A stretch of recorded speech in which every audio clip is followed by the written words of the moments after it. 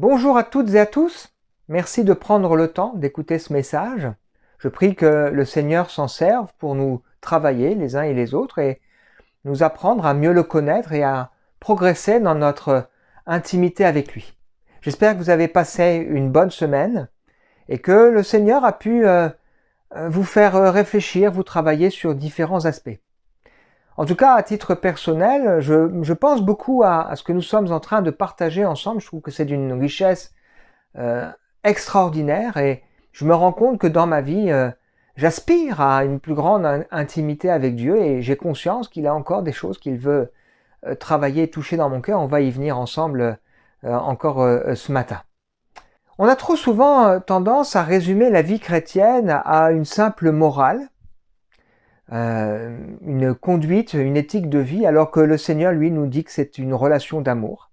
C'est la compréhension de l'amour de Dieu pour nous, manifesté de manière très concrète, Dieu qui vient pour nous chercher, pour se révéler à nous, Jésus qui offre sa vie pour nous sauver.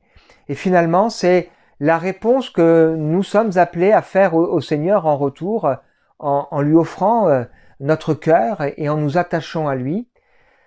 On a aussi tendance à résumer la vie chrétienne sous forme de devoir. Tu dois aller à l'église, tu dois lire ta Bible, tu dois prier, tu dois faire un certain nombre d'œuvres bonnes, etc., etc. Alors que Dieu, lui, nous dit, Jésus, quand on lui pose cette question, qu'est-ce que c'est que faire la volonté de Dieu? Il répond, dans Jean chapitre 6, la volonté de Dieu, c'est que vous croyez à celui qui l'a envoyé. En disant cela, ça veut dire pas seulement qu'on croit que Jésus a existé, mais ça veut dire qu'on choisit de lui faire confiance, cette obéissance de la foi. Et ça, on touche là à quelque chose d'important qui met le point direct sur le salut et la perdition. Dans le livre de la Genèse, lorsqu'on découvre le péché qui rentre dans le monde, en fait, on comprend que le péché, c'est pas seulement une désobéissance, mais c'est un choix de refuser l'autorité de Dieu.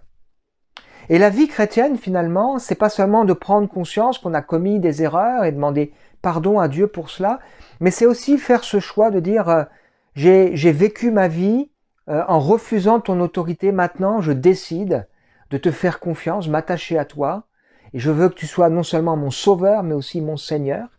J'accepte cette autorité dans ma vie, j'accepte de me soumettre à ce que tu me dis et à ce que tu m'enseignes. Ça, c'est une clé importante qu'il nous faut les uns et les autres réaliser. Alors, ce matin, on va partager ensemble un sujet difficile.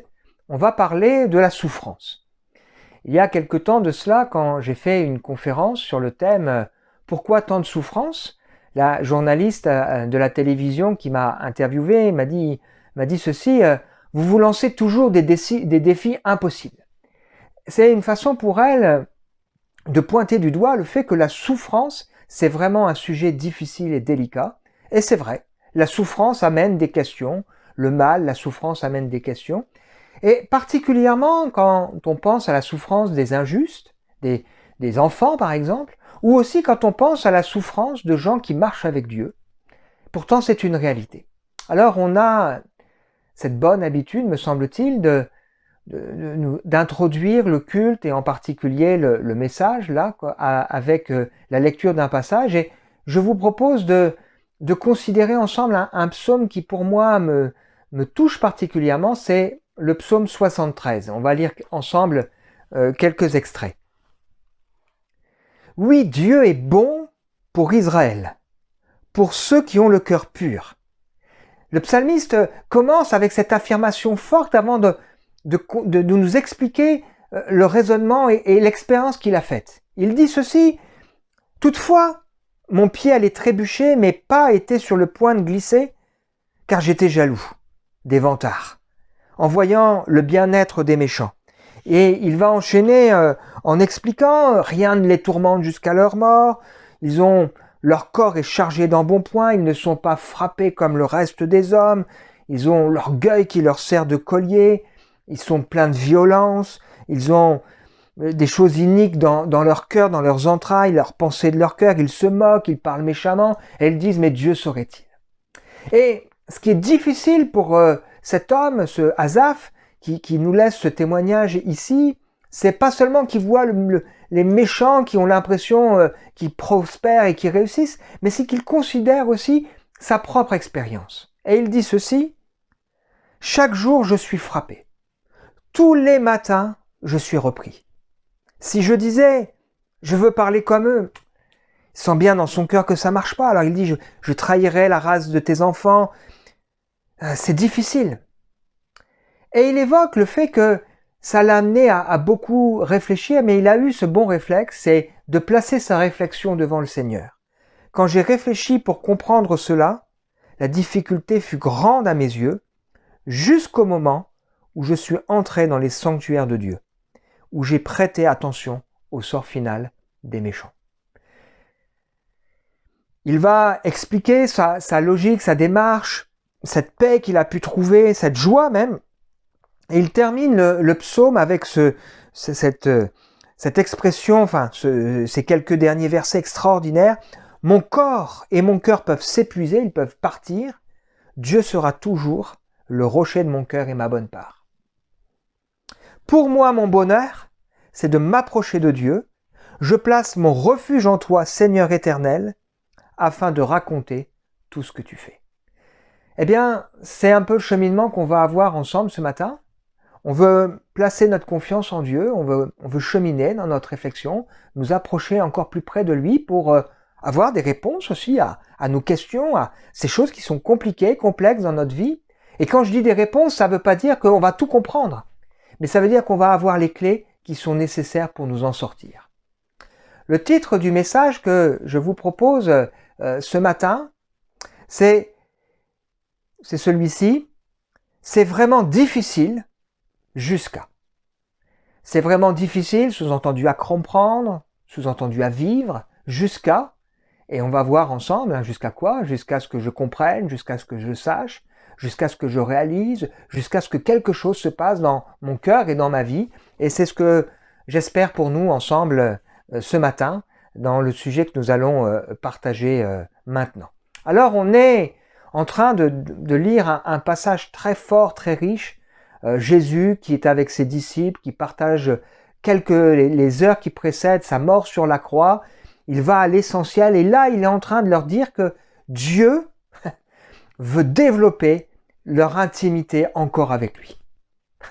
Ils ont passé pourtant 3 ans et demi, mais il dit non, Dieu veut encore aller plus loin dans cette intimité avec lui. Alors on va lire ce matin 2 versets étonnants en rapport avec la souffrance. On lit donc dans Jean au chapitre 15 les versets 18 et 19.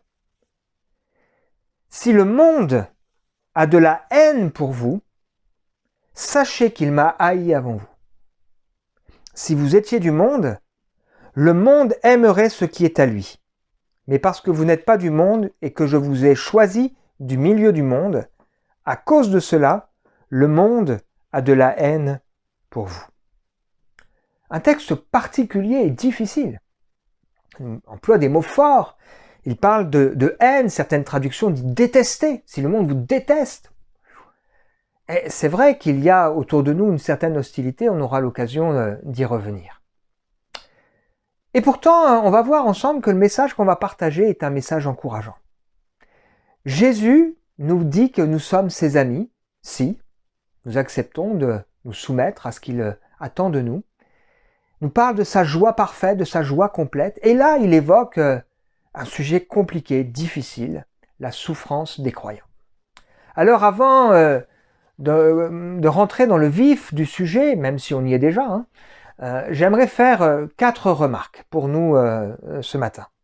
La première, c'est de ne jamais oublier que la vie chrétienne, c'est une progression. Si on doit résumer la vie chrétienne simplement à l'expérience du salut, le jour où on comprend l'amour de Dieu, on comprend que oui, on doit céder à Dieu, c'est-à-dire accepter de reconnaître son autorité, lui demander pardon et lui confier notre cœur, notre vie, on passe par une expérience qui marque l'entrée dans un monde nouveau, la nouvelle naissance. De la même manière que d'un point de vue physique, une naissance n'est qu'un commencement. De la même manière, d'un point de vue de notre marche avec le Seigneur, la nouvelle naissance, c'est une étape indispensable, mais ce n'est que le début. il y a ensuite une progression qui est nécessaire. Un bébé qui vient au monde, c'est une joie immense. Mais un bébé qui ne grandit pas, c'est un drame. Et en tant que chrétiens, nous sommes appelés non seulement à naître de nouveau, il faut que vous naissiez de nouveau, parce que sinon vous ne pourrez pas entrer dans le royaume de Dieu et vous ne pourrez pas voir le royaume de Dieu. De la même manière, il faut que nous grandissions, que nous croissions dans notre connaissance du Seigneur. Et ça nécessite aussi qu'on en ait soif, qu'on en ait envie. La deuxième remarque que je voudrais faire, avant d'aller un peu plus loin, c'est que on évoque depuis quelques semaines l'idée que Jésus nous dit qu'il veut que nous soyons ses amis. On a vu ensemble qu'une amitié, ça se construit. Il faut du temps. Hein, on n'est pas meilleurs amis du monde à la première rencontre. Il faut qu'on tisse des liens, on construise des choses. Et on a vu aussi que cette amitié, elle s'entretient. Ce qui est important, il me semble aussi de comprendre à travers cela, c'est que le Seigneur est intentionnel. Il nous dit « Je veux que vous soyez mes amis ». Pourtant, c'est pas parce que Jésus veut que ça va pleinement matcher, entre guillemets. Il y a quelque chose de réciproque. Réfléchissez un peu aux personnes qui sont vos amis. Ceux que vous allez considérer comme intimes avec vous. Qu'est-ce qui caractérise votre relation? Eh bien, une même mentalité, la même façon de voir un certain nombre de choses. Bien sûr, on peut avoir quelques divergences, mais finalement, une même façon de raisonner, les mêmes valeurs, les mêmes priorités dans la vie. Si nous voulons être amis du Seigneur, qu'est-ce qu'il faut? Il faut que notre caractère change. Il faut que notre caractère se confonde au sien. Il faut que le Seigneur vienne faire un travail en profondeur dans nos cœurs et dans nos vies pour nous permettre de vivre une amitié plus forte avec lui. On se confie à des gens à qui on sait qu'on peut faire confiance. On sait qu'ils seront capables de se taire. On sait qu'ils seront capables de bien réagir par rapport à ce qu'on va leur dire. On sait qu'ils seront capables de comprendre. On sait qu'ils seront capables de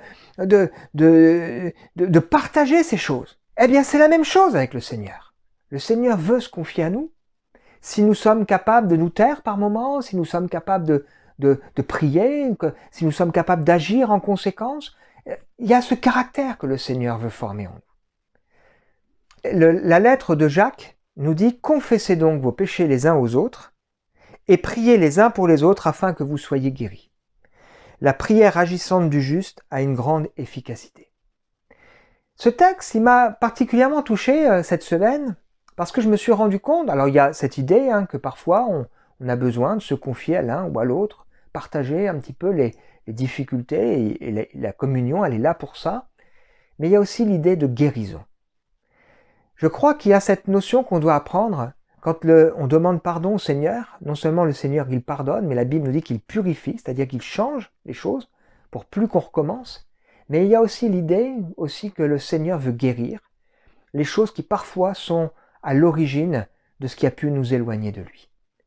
Peut-être que ce matin, il est bon pour nous de réfléchir à notre amitié avec le Seigneur, de voir ce qui, dans notre mentalité, entrave cette amitié, mais peut-être aussi de comprendre et de dire « Seigneur, guéris dans mon cœur ce qui a besoin de l'être pour que je puisse progresser dans ma marche avec toi. » Et la Bible ajoute « La prière fervente du juste est d'une grande efficacité. » Si on replace ce texte dans son contexte, on comprend que c'est cette prière particulière pour dire « Seigneur, guéris mon cœur ou guéris le cœur de ma sœur, de mon frère, bénis-le et aide-le dans son cheminement. » La troisième remarque, c'est que l'amitié a aussi une dimension publique.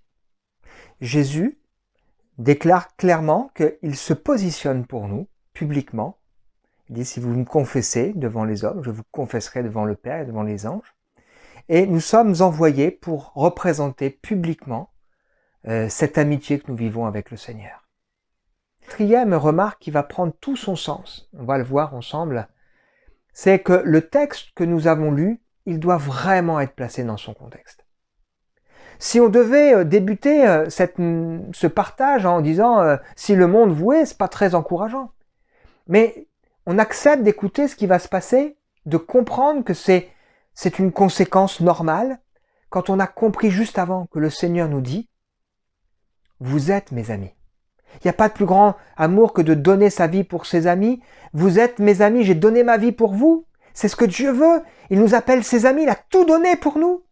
Alors on peut accepter quelques épreuves. Et puis aussi de comprendre qu'il nous dit juste avant un commandement que je vous laisse, c'est de vous aimer les uns les autres. Pourquoi ? Parce que dans un monde qui est hostile, difficile, délicat, il y a deux choses qui sont précieuses. Réaliser l'amour de Dieu, de Jésus, qui a été au bout pour nous, il a donné sa vie, et il veut qu'on soit plus proche de lui, mais aussi réaliser l'amour des frères et sœurs, qui sont là comme un soutien, comme une force, comme une soupape pour pouvoir ensemble cheminer avec le Seigneur.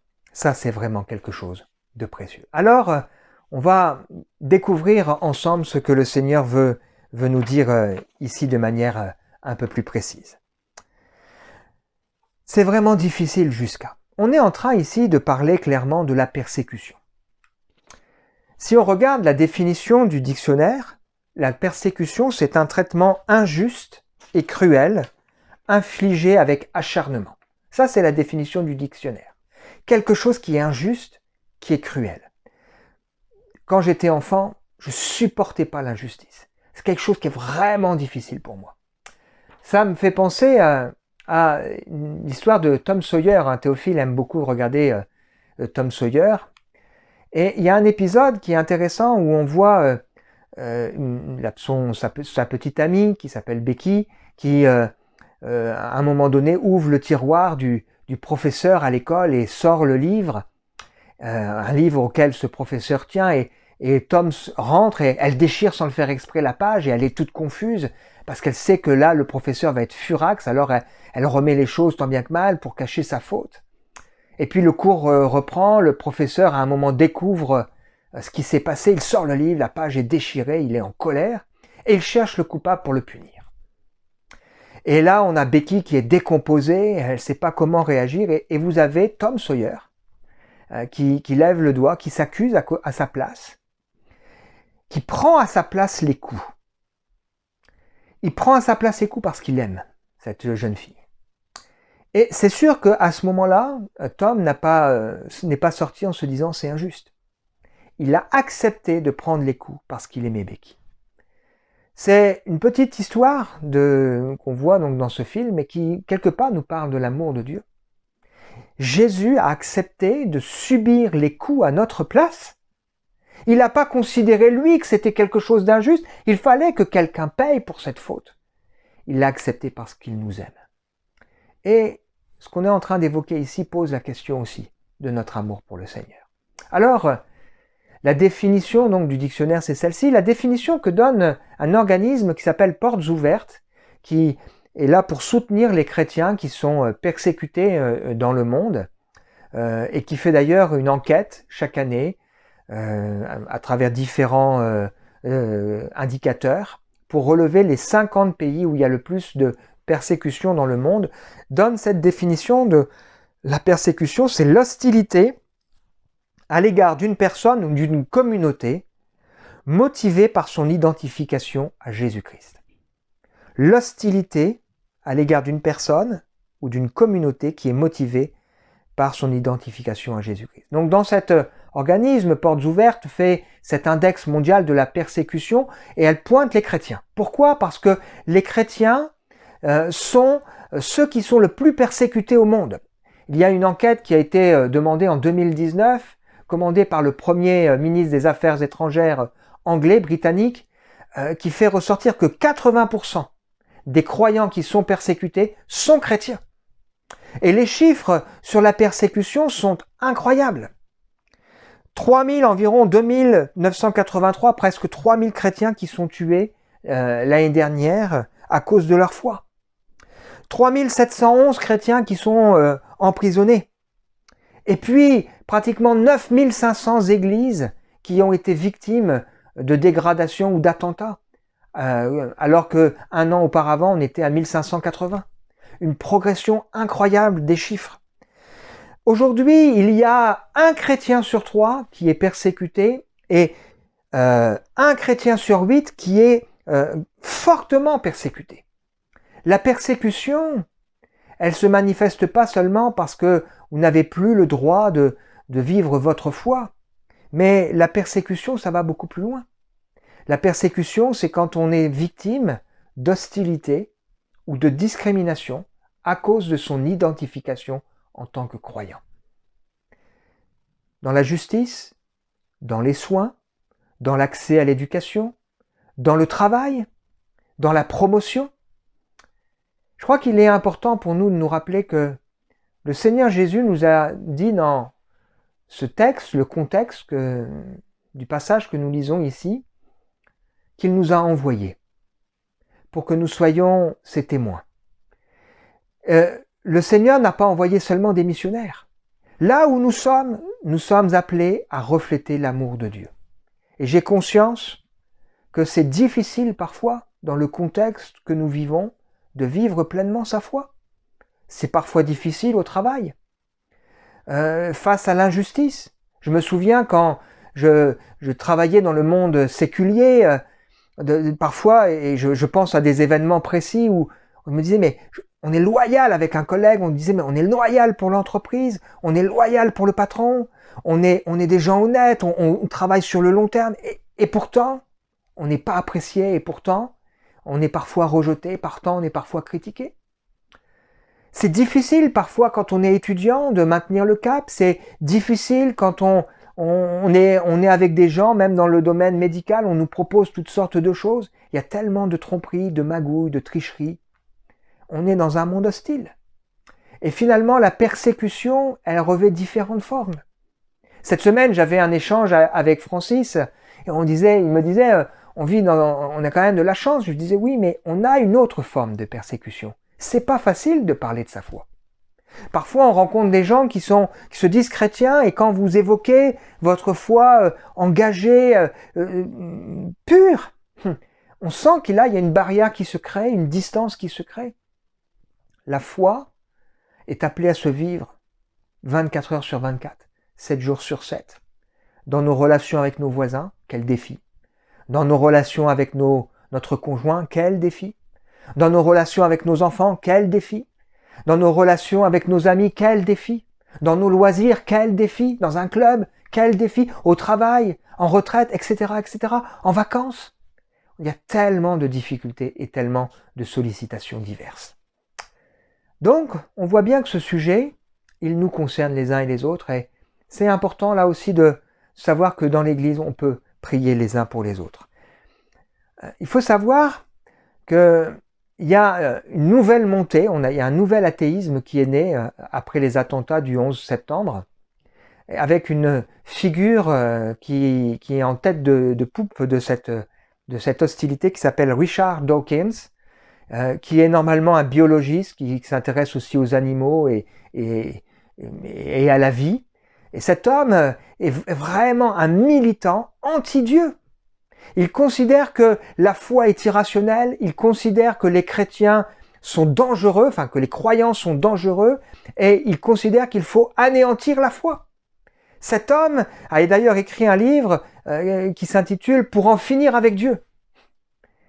Ça me fait sourire, je pense à cet humoriste chrétien qui disait « Mais quelqu'un qui combat quelque chose qui n'existe pas, il est fou ».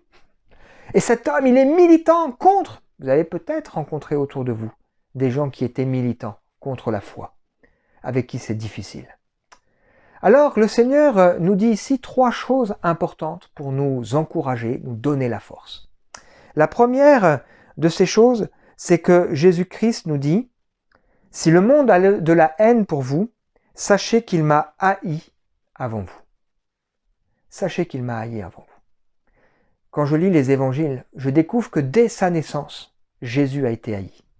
Il était à peine né que le roi Hérode a demandé à ce qu'on fasse mourir tous les enfants qui avaient 2 ans et en dessous.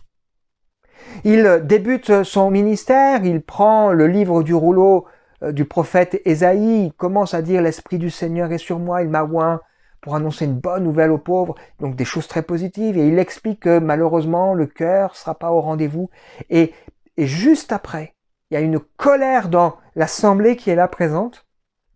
La Bible nous parle de colère, de fureur. Ils veulent le prendre, le monter en haut d'une montagne et le sacrifier. Vous continuez les évangiles, Luc chapitre 6, vous voyez Jésus qui guérit un homme qui avait une main paralysée.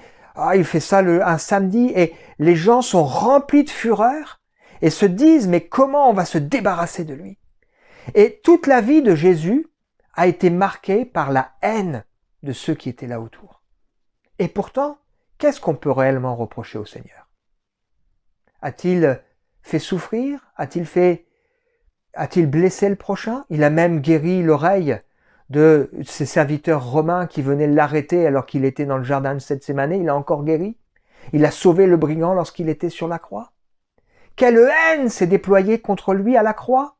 On n'a pas seulement décidé de le faire mourir, on a décidé de le faire souffrir. Personne n'a élevé la voix pour prendre sa défense et pour dire « Mais voyez tous les gens qu'il a bénis, tous les gens qu'il a transformés. » Le Seigneur nous dit ici, « Si le monde vous hait, sachez, il m'a haï avant vous. » Et ça, c'est quelque chose qui est important pour nous. Pourquoi? Parce que ça veut dire que le Seigneur nous comprend. Si au travail c'est compliqué, si dans notre entourage c'est compliqué, parce que nous avons la foi, si ça crée des distances avec la famille, si ça crée des distances avec des amis, si quand on arrive, parfois les conversations s'arrêtent parce qu'on va dire « le v'là l'autre » avec ses idées, le Seigneur nous comprend, il a vécu les choses avant nous.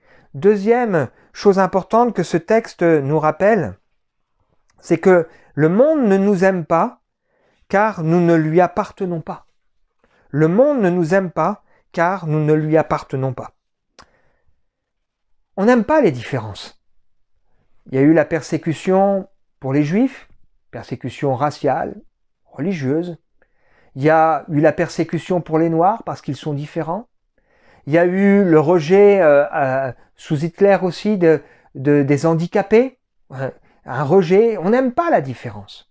Et clairement, là, le Seigneur nous rappelle ici que oui, c'est vrai, c'est pas parce qu'on se croit supérieur. Loin de là, c'est pas parce que on cultive cette différence, mais fondamentalement, nous sommes différents parce que nous avons fait le choix d'accepter la seigneurie de Dieu. Et notre mentalité, nos projets, nos buts, nos valeurs, notre façon de raisonner, nos priorités, la notion de réussite et d'échec, tout ça c'est différent, cette mentalité, ce cœur est différent, même la notion de bien et de mal est différente. Le bien et le mal, c'est pas nous qui définissons, c'est Dieu. Et tout ça, ça amène à créer cette haine, cette colère. Nous ne sommes plus du monde. Alors, cette expression, elle peut avoir un côté un peu dangereux parce qu'elle est parfois mal reprise. Et il faut bien la comprendre. Ici, le Seigneur l'emploie 5 fois pour évoquer dans ce seul verset, 5 fois il évoque le mot « nous ne sommes plus du monde ». Rappelons-nous que le Seigneur nous a choisis. Le Seigneur la Bible nous dit qu'il y a beaucoup d'appelés, mais peu d'élus, parce que le Seigneur cherche le cœur des gens. Nous avons répondu oui. Nous avons accepté de nous soumettre à lui. Il a tout donné pour nous. Et si le monde nous hait, si le monde nous rejette, si le monde nous déteste, si dans le travail, parce qu'on est chrétien, il y a cette opposition, comprenons, c'est parce que nous sommes différents. Nous appartenons à un autre royaume. Et il y a un combat entre le bien et le mal, entre la justice et l'injustice. Il y a cette constante dans la Bible, où on voit la persécution du juste de l'injuste. Abel et Caïn, David et Saül, Joseph avec ses frères, qui sera d'ailleurs pour eux une source de salut et de bénédiction, Jacob avec Ésaü, et il y aura encore sans doute d'autres exemples. Enfin, troisième raison, le monde nous hait car nous sommes sortis de lui. Le monde nous hait car nous sommes sortis de lui. La Bible nous montre que nous avons changé si nous avons donné notre cœur au Seigneur. Nos valeurs, comme je l'ai dit tout à l'heure, ont changé. Et finalement, chaque fois que nous sommes à un endroit comme des témoins, simplement des amis du Seigneur, des intimes, eh bien, nous véhiculons ce que nous sommes. Et forcément, ça dénote, forcément, ça dérange. La Bible dit que le chrétien, il est comme la bonne odeur de Christ. Ça fait allusion à un passage de la Bible où il est question d'un char de triomphe.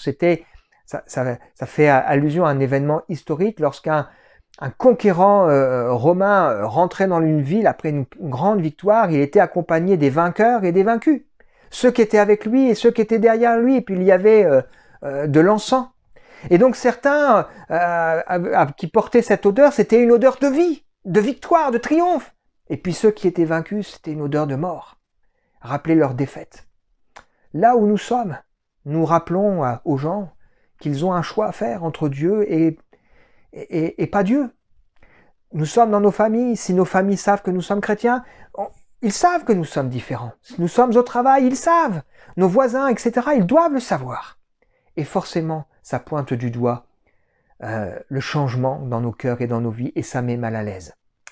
C'est quelque chose qui est difficile. Le Seigneur nous invite à relever la tête. Il nous dit que lui n'a pas honte de nous. Et nous fait cette promesse que si nous confessons son nom devant les hommes, lui, il nous confessera devant le Père et devant les anges qui sont dans les cieux.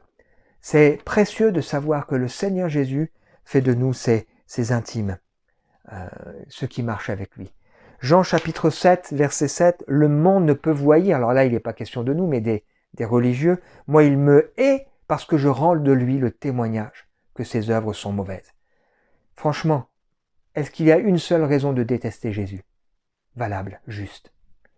Est-ce qu'il y a une seule raison valable et juste de détester quelqu'un qui aime et qui marche avec Dieu? Je ne parle pas d'un fanatisme. Je ne parle pas de gens déséquilibrés, mais je parle de gens équilibrés qui vivent leur foi, qui veulent vivre honnêtement. Et pourtant, c'est compliqué. Nous devons nous aimer les uns les autres, ne pas ressembler à Caïn, qui était du malin et qui tua son frère. Et pourquoi le tua-t-il? Parce que ses œuvres étaient mauvaises et que celles de son frère étaient justes. Ne vous étonnez pas, frères, si le monde vous hait. Nous savons que nous sommes passés de la mort à la vie parce que nous aimons les frères. Quand on refuse de rire de certaines choses, on pointe du doigt que les gens rient pour des choses qui ne sont pas belles. Quand on refuse de regarder certaines vidéos, on pointe du doigt que ces vidéos ne sont pas belles. Quand on refuse de rentrer dans la magouille, on pointe du doigt que des gens sont malhonnêtes.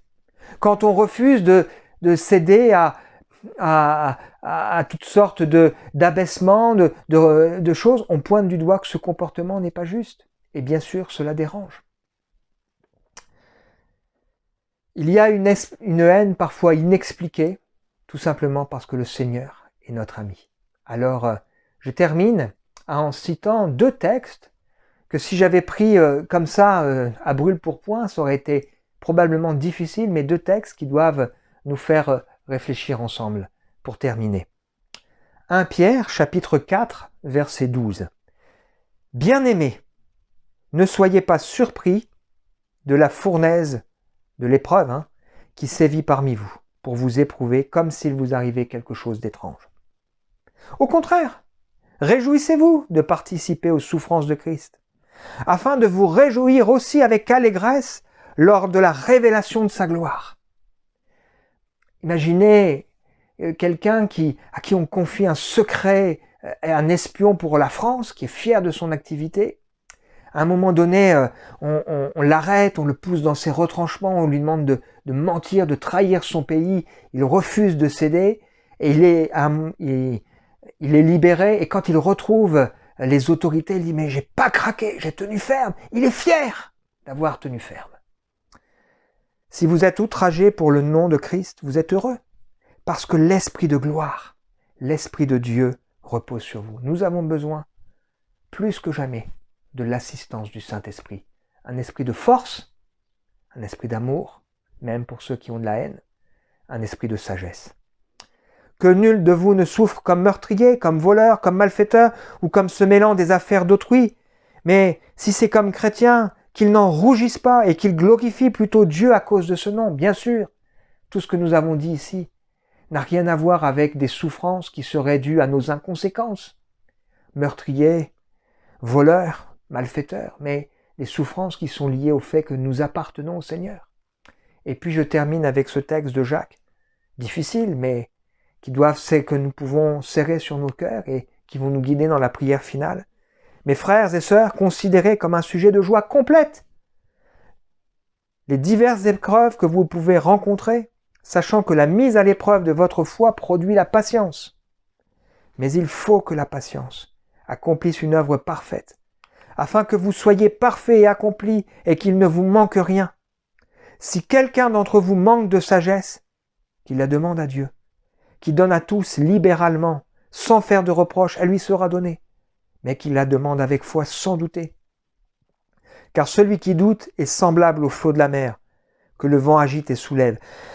Qu'un tel homme ne pense pas qu'il recevra quelque chose du Seigneur, c'est un homme irrésolu, inconstant dans toutes ses voies.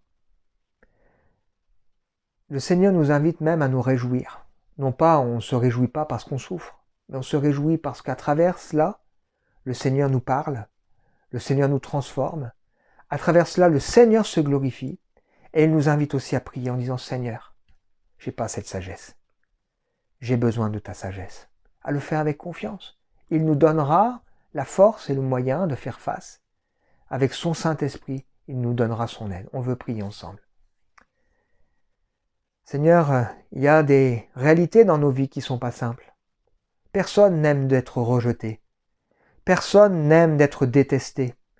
Personne n'aime de subir l'injustice. Nous reconnaissons que tu es celui qui a été haï sans raison. Nous reconnaissons que tu es celui qui a souffert sans raison, si ce n'est la haine du monde qui a choisi de dire non à Dieu. Seigneur, tu nous invites à travers ce que nous avons lu ici à regarder à toi et à considérer que tu veux que nous soyons encore plus proches de toi. Tu nous invites à considérer avec lucidité les raisons pour lesquelles le monde nous déteste. Le monde nous déteste parce que nous représentons la bonne odeur de Christ. Et Seigneur, humblement, nous disons, aide-nous, Père. Ne nous induis pas en tentation, délivre-nous du mal. Seigneur, donne-nous cette sagesse dont les uns et les autres nous avons tant besoin, que le Saint-Esprit nous remplisse et nous conduise dans toutes tes voies et pour ta gloire. Dans le nom précieux de Jésus, Père. Amen.